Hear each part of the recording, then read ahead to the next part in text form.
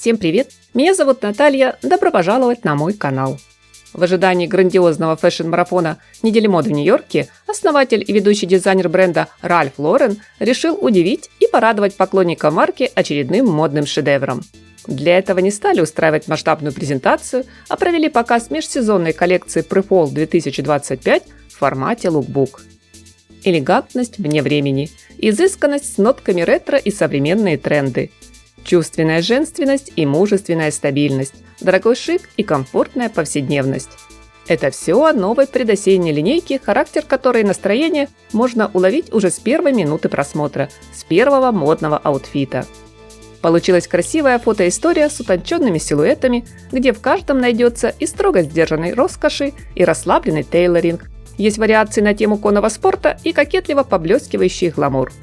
Все представленные в коллекции образы, словно части пазла, сложились в единую, хорошо продуманную картину. Самым лучшим и метким описанием к нынешнему гардеробу я бы озвучила фразу, сказанную когда-то журналисткой Джоан Бак. Это одежда, в которой чувствуешь себя легко и уверенно, но при этом не выглядишь так, словно наряд подбирали часами. К слову, дизайнер всегда акцентирует внимание клиентов именитого дома в первую очередь не на вещах, а на манере держаться, на стиле поведения, что, собственно, и формирует уникальный образ. Именно это мы с вами, друзья, прекрасно видим сейчас на фото. А еще коллекция стала своеобразным напоминанием о том, с чего, собственно, и выросла империя Ральф Лорен. Ведь начиналось все с небольшого дела по пошиву галстуков, сорочек и брючных костюмов. На первом этапе, разумеется, только мужских, а чуть позднее появились и женские. В них не было нарочитой, показной сексуальности, как в знаменитом смокинге Ива Сен-Лорана. Ее заменили непринужденность и легкая романтика в каждой детали. На сегодняшний день бренд не отступает от выбранного направления, и мне бы хотелось отметить несколько интересных моментов. Например, помимо уже знакомых нам по предыдущим линейкам фасонов брюк, появилась новая версия, которую включили в несколько аутфитов. Модель выполнена из плотной серого цвета фактурной шерсти с узором в елочку. Талия чуть занижена, в области бедер за счет дополнительных складок увеличен объем, а к низу брючины заметно заужены и длина заканчивается в районе щиколотки. Брюки отлично сочетаются с блейзером из английского твида и хлопковой рубашкой. Составят гармоничный союз с водолазкой и замшевым бомбером с декоративным рисунком на конную спортивную тематику. А если случится шумная вечеринка с друзьями, можно добавить серебристого блеска и выбрать в пару к брюкам короткий жакет, расшитый пайетками. Еще одна заметная вещь в представленном гардеробе, на которую стоит обратить внимание при дальнейшем просмотре, это достаточно длинный двубортный пиджак. Он хорош и как часть делового брючного костюма и отлично справится с ролью строгого платья. Не менее универсальным в этом плане оказался бежевый тренч. Что касается обуви, в довольно скромном по количеству модных луков гардеробе дизайнеру удалось представить разнообразную обувную линейку. В нее вошли и любимые многими жокейские сапоги, и мега-комфортные балетки. Есть элегантные остроносые лодочки, слинбеки на каблуке и босоножки с изящными ремешками, а также кожаные туфли-броги. Приятное впечатление оставляет цветовая палитра, абсолютно уместная для теплого начала осени. Молочный белый, мягкий сливочный, невозмутимый серый и светлый стальной, спокойный бежевый, вкусный карамельный и вместо мрачного черного глубокий задумчивый темно-зеленый.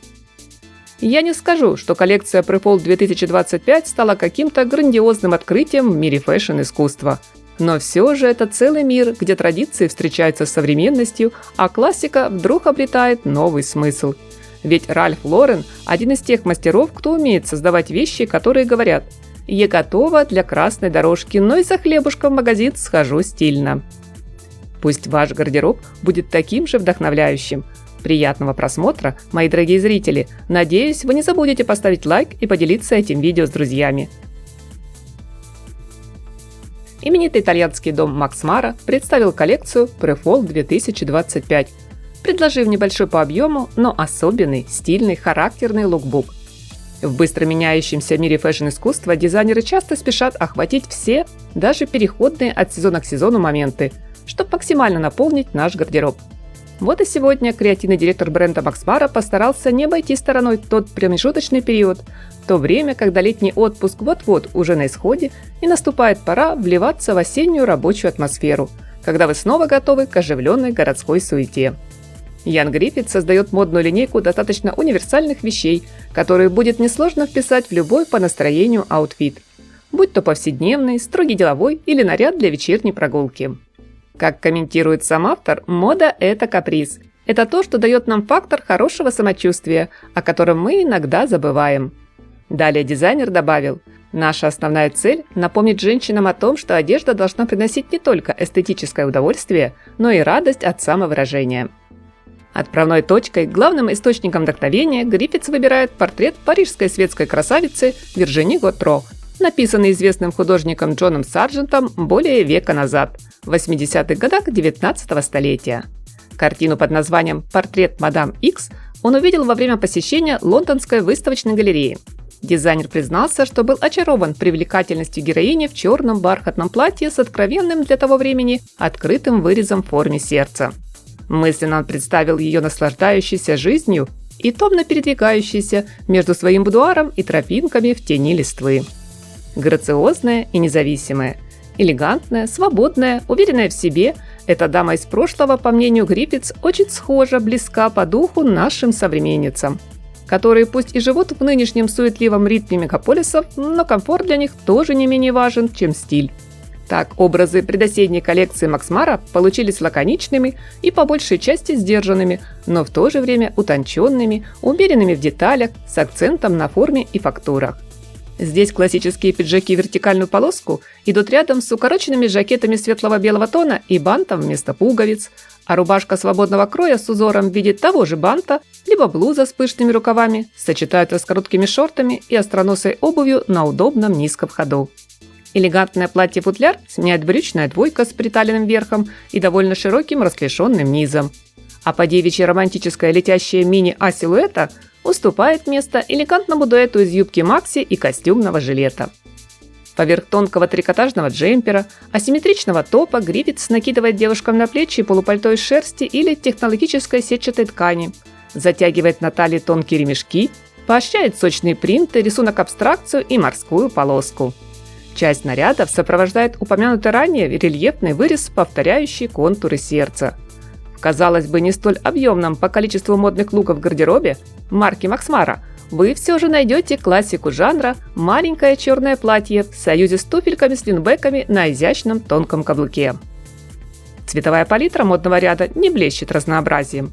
В нее вошли мягкие оттенки слоновой кости, глубокий черный и природный зеленый, близкий по тону к темному натуральному цвету драгоценного минерала. Однако такая умеренность только ярче акцентирует наше внимание на формах и фактурах. Цвета подчеркивают утонченность силуэта и, работая вместе, создают гармонию и стиль, который отлично поддерживают в модном аутфите аксессуары. Рекомендую при просмотре, друзья, обратить внимание на солнцезащитные очки в массивной угловатой пластиковой оправе. Самый тренд на предстоящий сезон. А также по возможности внести в список желанных покупок сумку по форме, похожую на достаточно компактный саквояж. Особенно то, что с длинными ручками. Модель обещает стать настоящим хитом. Что хочу сказать по итогу. Мне коллекция понравилась. После праздничного ажиотажа и блеска было приятно рассматривать спокойную и благородную предосеннюю линейку образов сезона 2025. Без напыщенной солидности, излишней суеты, понятной во всех отношениях. Наверное, это и есть настоящая магия моды в исполнении бренда Max Mara. А своими мыслями, мои дорогие подписчики и гости канала, вы всегда можете поделиться в комментариях. Дом Гуччи. В рамках межсезонных показов недели моды в Милане культовый бренд представил в формате лукбук коллекцию Pre-Fall 2025. И от души скажу, удивил свежим взглядом на стиль и эстетику. Накануне презентации модной линейки фэшн-сообщество дружно затаило дыхание в ожидании новых идей от креативного директора Сабата де Сарно. Дизайнер постарался оправдать надежды и предложил несколько универсальных решений для обычной жизни. Как утверждает сам автор, это повседневная элегантность, простая, но глубоко итальянская, созданная из красивых вещей. Действительно, многое здесь легко адаптировать под любой стиль. Ведь коллекция Pre-Fall – это своеобразный мост между теплыми летними и прохладными осенними днями, когда мы уже вовсю пресытимся трендами «Весна 2025» и окажемся в преддверии знакомства с тенденциями предстоящей зимы 2026. Именно в это время хочется обновить свой гардероб и добавить в него что-то особенное, в меру изысканное, обязательно комфортное, то, что гармонично впишется и в деловой лук, и в образ в стиле casual. Гармония стиля, наследие и современность. Наглядное доказательство виртуозного умения моды под маркой Gucci быть одновременно искусством, историей и средством самовыражения. Такие подобные комментарии звучат в адрес новой коллекции, которая стала своеобразным приглашением в прошлое, в эпоху 70-х. И здесь хочу отметить, друзья, данное приглашение подано автором никак не в качестве музейной экскурсии с упорным акцентом на ретро-тенденции. Сабро де Сарно сегодня далек от банального повторения трендов полувековой давности. Он лишь внимательно исследует архивы дома Gucci и черпает вдохновение в самой философии стиля тех лет. Пусть каждая деталь, от выбора ткани до силуэта, внесет в себя отголоски 70-х, однако исполнено это дизайнером с явным, ярко выраженным современным звучанием. Например, знаменитый мотив флора, впервые созданный Витторио де Тесто в 1966 -м. Принт для шелкового платка, в свое время заказанный Gucci у итальянского художника-иллюстратора, теперь переживает очередное перерождение.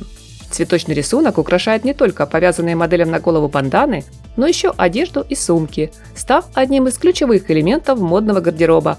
Он символизирует переход прошлого в настоящее, что, к слову, очень свойственно эстетике бренда.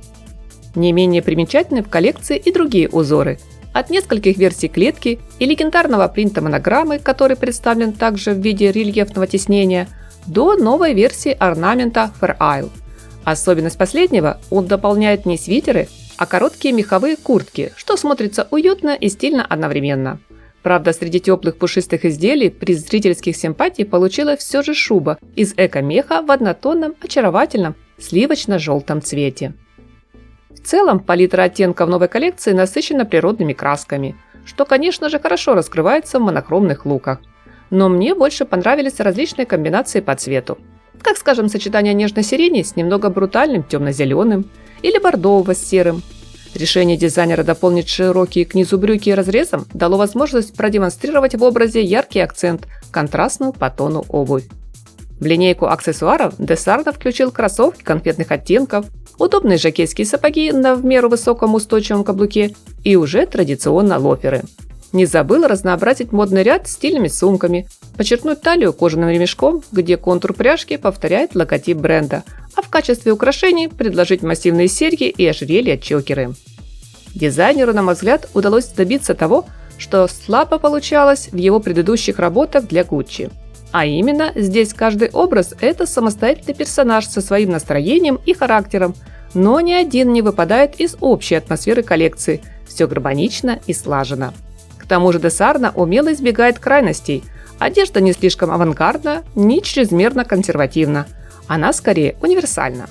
Не этого ли мы с вами ждем от повседневного гардероба? С интересом, друзья, жду ваше мнение в комментариях. Надеюсь, вы не забудете отметить видео лайком. Дом моды Etro. Сегодня он продолжает создавать новую страницу своей модной истории. Очередной этап – презентация на неделе моды в Милане совместной мужской и женской предсезонной коллекции Pre-Fall 2025, показ которой традиционно представлен в формате лукбук. Находясь в роли компании более 2 лет, креативный директор Марко де Винченцо сегодня, на мой взгляд, сумел уловить и передать через модные образы тот самый идеальный баланс. Он заключен между устоявшимися традициями, легендарным богемным наследием Etro и современными трендами. Дизайнер, казалось бы, легко и свободно адаптировал стиль боха 70-х, колоритную эстетику бренда в наш повседневный гардероб. При этом здорово потеснил всеобщую склонность к тенденции «тихая роскошь», которая с избытком заполонила и каждый дорогущий бутик, и буквально каждый масс-маркет. По факту работа была проделана колоссальная. Де Винченцо очень постарался совместить этнические мотивы, культурные цитаты, самобытную красоту и сложные ремесленные техники с нынешним стремлением к простоте, ко всеобщей универсальности многих вещей, безусловно функциональных, комфортных. Со слов модельера, он готов был принять в своем творчестве фирменные элементы Etro, но не хотел бы полностью оказаться под влиянием кодов именитого дома моды. Так что же в итоге получилось? А видим мы с вами нынче, друзья, интересную во всех отношениях, яркую, стильную линейку образов. Пусть она и называется предосенней, однако большую часть нарядов можно носить уже прямо сейчас. Представленные брендом одежда, обувь, аксессуары не привязаны строго к конкретному сезону и хорошо впишутся как в модный аутфит на весну, так и на будущую осень. В двух словах, характер новой коллекции сам Марко да Винченцо определил так. Максималистский минимализм. Звучит, конечно, парадоксально, да и произносится не менее сложно, зато смотрится действительно впечатляюще. Взять хотя бы для примера флористические принты, узоры на вязаной одежде, рисунок пейсли и прочий орнамент, созвучный с мотивами национальных костюмов. Цветовая гамма – мечта. Нет кричащих кислотных оттенков, при этом совершенно не тускло, в меру насыщенно, достаточно ярко, словно своей роскошной палитрой с нами поделилась сама природа. Немало внимания дизайнер уделяет фактурным тканям, создает смелые комбинации. Так в новом исполнении нам предложили темно-синий деним и вельвет, микс воздушного креп-жоржета и плотной шерсти, сочетание вязаного полотна с пальтовым кашемиром. Черты эстетики бохо помимо принтов нашли отражение в акцентной шнуровке, которая в скульптурном силуэте четко обозначила форму песочных часов. А еще в романтических рюшах на полупрозрачных нарядах, в мягко не спадающих каскадом воланах, в бахроме на жакетах, юбках из кожи и замши, шелковых макси с волнительным вырезом. Сюда же добавим облегающий трикотаж и объемные кардиганы, расписные пончо и пальто, стеганую куртку, джинсовку с воротником из овчины. Есть брюки-клеш в двух вариациях с максимально высокой линией талии или же с низкой посадкой на бедрах, очаровательный дуэт теплых носочков с обувью, стильные по оформлению сумки, те, что с декоративной вышивкой и модели-пушистики, а также украшения в духе народных ремесленных изделий. Мужские образы вполне уместно и деликатно дополняют женскую линейку, значительно расширяя круг поклонников этро. Мне нравится, что дизайнер не стал радикально менять общий характер бренда. Винченцо взял самое лучшее у именитого дома моды, дополнил своим настроением и придал современное звучание. Я надеюсь, друзья, коллекция вам понравится. С интересом жду обсуждения модного гардероба Pre-Fall 2025 в комментариях. Любая презентация Chanel у нас с вами, друзья, обычно ассоциируется с фэшн-марафоном недели моды в Париже. Но только не в случае с предсезонным показом, ради которого команда бренда нередко отправляется в путь. Вот и на этот раз предосеннюю коллекцию Pre-Fall 2025 модный мир увидел в Китае. В отсутствие художественного руководителя на момент создания новой линейки креативная студия Дома моды самостоятельно принимает решение организовать столь дальнее, но очень увлекательное путешествие на восток. А конкретнее в самый южный город на судоходном Великом канале, столицу одной из китайских провинций Ханчжоу. Город известен своим озером Сиху, которому с 9 века поэты посвящали стихи, художники писали картины, а нынче это одно из популярнейших мест у туристов. Сюда приезжают полюбоваться пейзажами, посетить острова, многочисленные беседки, пагоды, дамбу, мосты, насладиться восхитительным закатом. Но есть еще одна важная причина выбора этой прекрасной локации. Вдохновением к созданию новой коллекции послужили карамандельские ширмы, самый известный и любимый предмет интерьера великой мадемуазель. Ширмы до сих пор украшают ее апартаменты в Париже. Снятые с петель, они покрывают стены вместо обоев. На одной из таких декоративных ширм можно увидеть художественное изображение живописной красоты Ханчжоу и Западного озера, а также любимой Коко Шанель цветущей камелии. Так что не случайно местом проведения шоу была выбрана эта прекрасная локация со своей потусторонней сказочной атмосферой, куда приглашенных зрителей доставляли на деревянных лодках, украшенных золотыми лотосами. Модное действо устроили в момент наступления сумерек, когда последние лучи солнца скрылись за горизонтом, и все вокруг погрузилось в туманную дымку над тихой зеркальной гладью воды. Из темноты под звучание барабана тангу, традиционного китайского ударного инструмента, на подиум выходили модели, а направленный свет прожектора вызывал ассоциацию с лунной дорожкой. Как вы уже успели заметить, друзья, стартовал показ образов в черном. Длинные в пол и укороченные пальто, атласные и кожаные тренчи, трикотажные двойки, костюмы из твида. В полуночного тона наряды все же изредка прокрадывался цвет. Иногда в виде мятной шелковой подкладки или россыпи сверкающих кристаллов, а иногда в качестве цветных обвесов на сумках. Далее следовали твидовые комплекты из жакета и юбки, которые модели надели поверх тонких лосин и боди с узором, повторяющий мотив рисунка китайской ширмы с дивными садами и птицами. Глянцевый блеск изделий из кожи в модном гардеробе марки Шанель тоже созвучен черной лакированной поверхности карамандельской ширмы, а изящная плессировка сходна со складками веера. В крое одежды каким-то удивительным образом переплелись линии силуэта, характерные именитому французскому дому, и элегантные отсылки к культуре Китая. Постепенно коллекция наполняется цветом, мягко балансируя между нежной пастельной гаммой и более сочными, но достаточно приглушенными красками, дополненными щедрой порцией золота. Помимо традиционного твида, в предосенней линейке найдется немало роскошных вязаных вещей. Есть одежда из денима и отороченные мехом стеганые куртки, которые кто-то из зрителей сравнил с нарядом Снегурочки. Игра текстур, тщательная детализация, изящная вышивка, возводящая одежду в ранг носимых произведений искусства, роскошные украшения, стильная обувь и сумки – здесь многое говорит о неутерянном мастерстве и слаженной работе команды модного дома, пусть и без централизованного руководства. Коллекция Prefall 2025 оказалась не просто данью уважения вдохновению Габриэль Шанель. Это словно приглашение совершить путешествие внутрь себя, через границы и сквозь время. На сегодняшний день уже стало известно имя нового креативного директора бренда.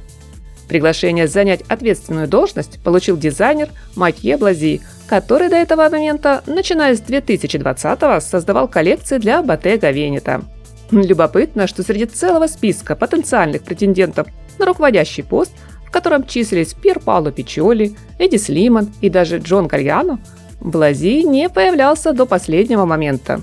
К творческой студии Шанель он присоединится в апреле 2025-го. Так что первую коллекцию его авторства мы увидим, вероятнее всего, лишь следующей осенью в октябре. Продолжением марафона показов недели моды в Париже стала презентация предсезонной коллекции бренда Dior Prefall 2025. Местом проведения шоу нынче была выбрана не французская столица, а далекая Япония. Точнее, территория буддийского комплекса в южной части Киото с древним храмом Тодзи. На фоне цветущей сакуры и гравийных дорожек, среди исторических пагод, креативный директор Мария Грация Кюри через серию стильных образов обратилась к японской культуре – тонко и символично. Показ прошел в сумерках, когда небо над Киото окутывается серо-синей дымкой, а фонари мягко подсвечивают деревья в саду, пруд с лотосами, старинные постройки. Действо состоялось в удивительной поэтической атмосфере, где подиум словно растворился в природе. Это событие можно было бы назвать волшебным, однако сказочная магия не совсем точное его определение. Модное шоу напоминало ритуал, или даже скорее церемонию, в которой все идеально. Слишком идеально. Да, красиво, элегантно, но как-то эстетически предсказуемо, стерильно и аккуратно, без художественного риска, без вызова, то есть красота без огня. Впрочем, в данном вопросе мнения модных экспертов все-таки разделились. Одни называли предосеннюю коллекцию Dior великолепным примером синтеза культур Востока и Запада, изящным и уважительным, сочетающим в себе французский шарм и японскую сдержанность. Другие же сделали акцент на том, что это пройденный этап в истории бренда. Снова кимоно, снова флора, орнамент, сакура, шифон и жаккард и те же силуэты. Вроде бы все безупречно, но слишком буквально, как галочки в методичке по японскому стилю. А значит, больше похоже на репродукцию архива Dior, на повторение прежних идей, в общем, на модное зрелище без кульминации. А вы, друзья, как считаете, насколько хорошо у Кюри получилось отразить в новой линейке Prefall своеобразный диалог между разными странами, пусть и с комфортным погружением в прошлое? Лично мне коллекция очень понравилась. От нее просто веет восточной эстетикой, созданной искренне, деликатно и с уважением. Здесь Мария Грация постаралась сделать важный акцент на труд и мастерство японских ремесленников, специалистов по технике производства и окраски тканей, искусной вышивки в древних традициях. Так, принт на одежде будто повторяет узоры японских гравюр, флористические мотивы напоминают икебану, японское искусство составления композиции из цветов, трикотаж с фактурной отделкой, белые хлопковые рубашки, вещи из денима – это уже что-то из области декоративного оригами, а цветовая палитра вторит природным краскам ландшафта Киото. Крой расслабленный и свободный, с четко очерченными линиями, с многочисленными отсылками к местным традициям. предосенний гардероб дизайнер включила мягкие накидки, широкие брюки с драпировкой, пояса оби. Струящиеся платья словно созданы для чайной церемонии. Много слоев, но каждый из них продуман и легок. Можно сказать, что модные образы сегодня воплощают в себе одновременно и подчеркнутую грацию гейш, и спокойную силу воинов-самураев. В центре внимания на подиуме наряды по форме, повторяющие кимоно. В этом моменте Кюри отметила, что ее буквально пленил диалог между телом и одеждой. Своеобразные отношения, которые кимоно выражает довольно ясно. Как комментирует Мария Грация, конструкция данной вещи универсальна тем, что именно наше тело в кимоно определяет и формирует силуэт, тогда как в западной моде все наоборот. Тело должно соответствовать одежде, подстраиваться под нее, что далеко не всегда удобно. Эта идея свободы и простоты оказалась в свое время близка и самому основателю дома моды Кристиану Диору, который пусть так никогда и не побывал в Японии, но был искренне увлечен искусством страны восходящего солнца. Еще в 50-е прошлого столетия бренд уже активно сотрудничал с мастерами из Киото. Ручная вышивка, тонкая работа с красками, натуральные материалы – все в нынешней линейке Prefall, как в прошлых коллекциях, так и сегодня, говорит о глубоком уважении к японским традициям и мастерству. Приятного просмотра, друзья! Надеюсь, вы не забудете оценить видео лайком, обсудить модный гардероб от Dior в комментариях и подписаться на канал. Всем красоты, хорошего дня, ясного синего неба и солнечного позитивного настроения!